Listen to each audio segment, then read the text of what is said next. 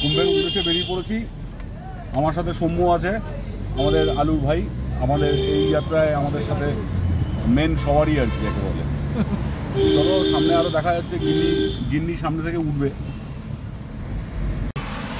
এই আস্তে আস্তে এইবার আমরা চালু হলাম। হর হর মহাদেব। আলু তুমি একটু দেখি দাও তোমার। আর সৌম্য আমার পাশে বসে আছে, পিছনে গিন্নি আছে আর আলু আছে, আর আমি তো সামনে বসেই আছি। আমরা কোলাঘাটে না, উলুবেড়িয়াতে এসে দাঁড়িয়েছি। আলু একটু ঝিম মেরে গেছে মনে হচ্ছে, কিছু বলো। হর হর মহাদেব।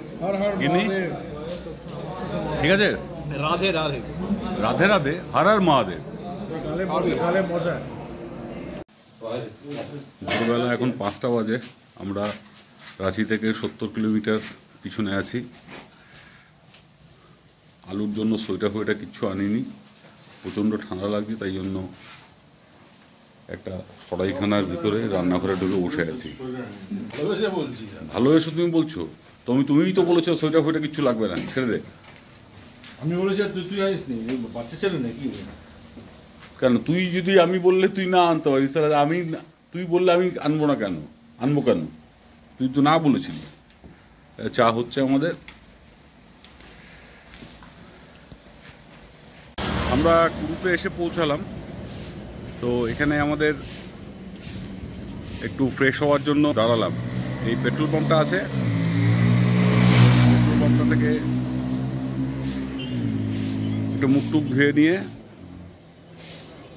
এখানে একটা চা খাওয়ার ব্যবস্থা হয়েছে।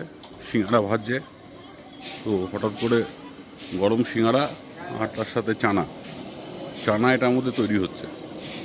গরম সিঙ্গাড়া আর চানা খাওয়া হবে। আমাদের পরবর্তী গন্তব্য হচ্ছে হাজারিবাগ, ডালটনগঞ্জ। এই স্থানের উদ্দেশ্যে আমরা বেরিয়েছি। আমরা এখন যাচ্ছি ঘাটে, আলু আড়েলি ঘাটে। আড়েল ঘাটে জায়গা পাওয়া যাবে না, হ্যাঁ ওখানে একটু নেমে হাঁটতে হবে আর কি। এবার টোটোতে করে যাচ্ছি। সাংঘাতিক অবস্থা।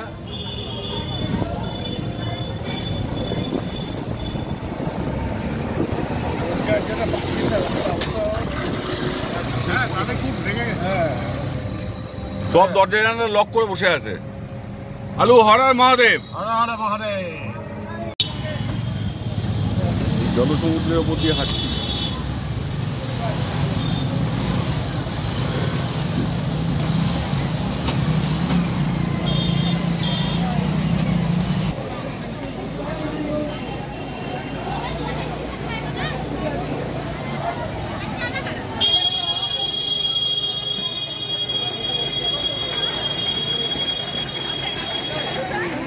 তাও এখন বলছে নাকি ভিড় কিছুই নেই। তাহলে আগে কি ছিল?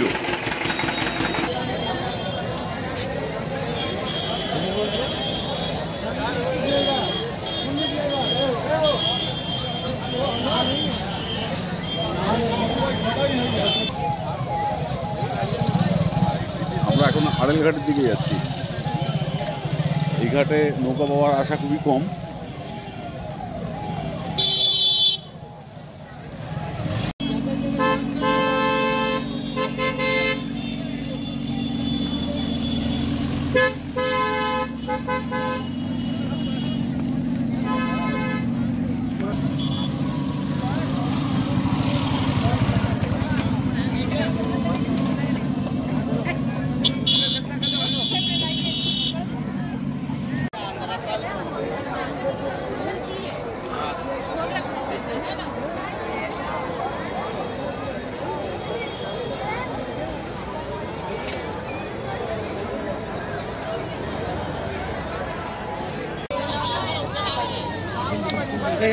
এই আড়েলঘাটে ঢুকছি তো আমরা। এবার নৌকোগুলো এখানে ছাড়া যেতে হবে।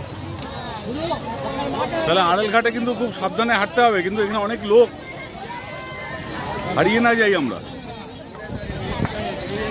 আলু লাইন দিয়ে থাক, আলু তোর দড়িটা দে, আমি পকেটে ঢুকিয়ে রাখি, যাতে তুই না হারাস।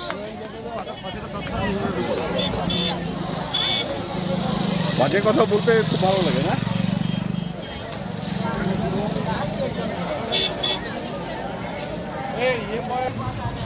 এই আমরা আড়াইল ঘাটের দিকেই যাচ্ছি এখন, চারদিক দিয়ে পার্কিং আর পার্কিং।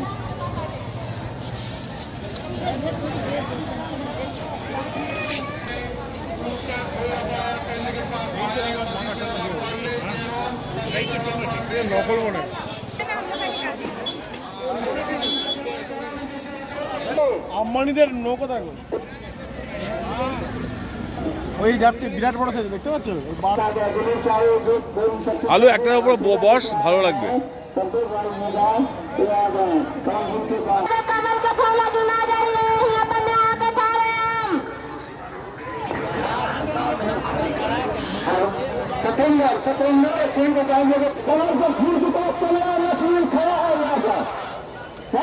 আড়াইঘাটের দিকে আমরা এগোচ্ছি।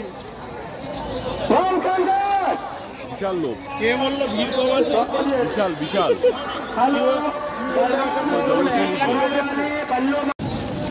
अरे महाराज बैठ गया। अरे এই যে জ্যাকেট পরতে হবে, পুলিশ ধরবে। হাতটা সরা, হাত লাগিস না। জ্যাকেট নাও, এটা জ্যাকেট। এই আমরা নৌকা করে বেরিয়ে পড়েছি, আমাদের সাথে আলুর নৌকো করে যাচ্ছি সঙ্গমে, একদম সঙ্গমে। আলুর অবস্থা মোটামুটি এরকম। হ্যাঁ, সঙ্গমে মাঝখানে যাচ্ছি এখন নৌকো করে সঙ্গমে গিয়ে চানটা করবো।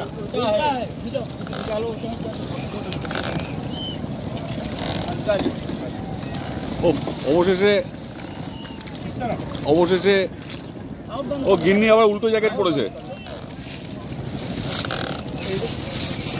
এই চারিদিকে কোটি কোটি লোক, কোটি কোটি লোক। কোটি কোটি লোক। হ্যাঁ? রাতে একটা হোটেলে ছিলাম, ধর্মশালায় ছিলাম।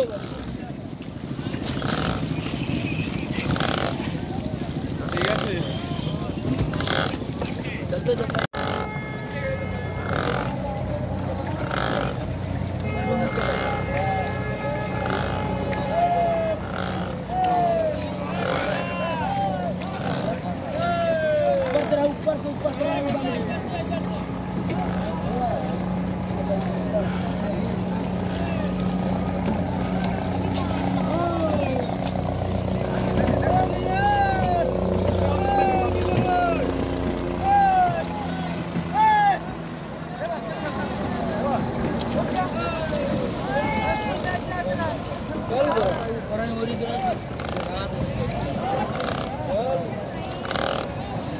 হেলিকপ্টার যাচ্ছে তো।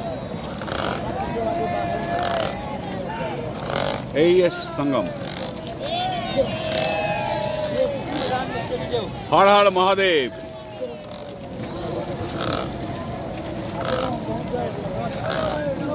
আমার সঙ্গী সাথীদের এরকম মোটামুটি অবস্থা। সব থেকে টেন্স হয়ে আছে আলু। সৌম্য আমার পিছনে বসে আছে। হর হর মহাদেব, হর হর মহাদেব।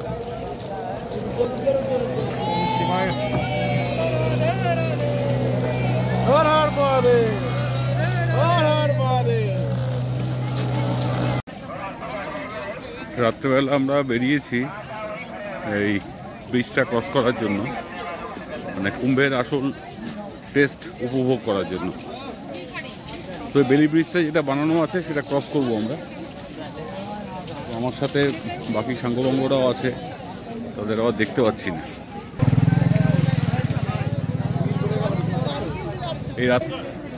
এই 28 নম্বর ব্রিজটা ক্রস করে হ্যাঁ আমরা নৈনি থেকে মানে ওই দিকটা যাবো আর কি, এলাহাবাদের। আমরা এখন নৈনিতে আছি, যমুনা সাইডটা, তো আমরা গঙ্গা সাইডের দিকে যাব। কাগজ ছড়া তো জিনিস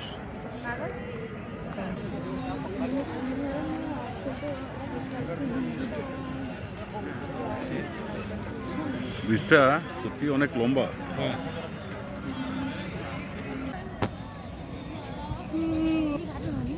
মেলার আসল স্বাদ উপভোগ করার জন্য আমাদের ওইদিকে যাওয়া, গিয়ে কি হবে জানি না, তো একবার এক্সপ্লোর করা আর কি।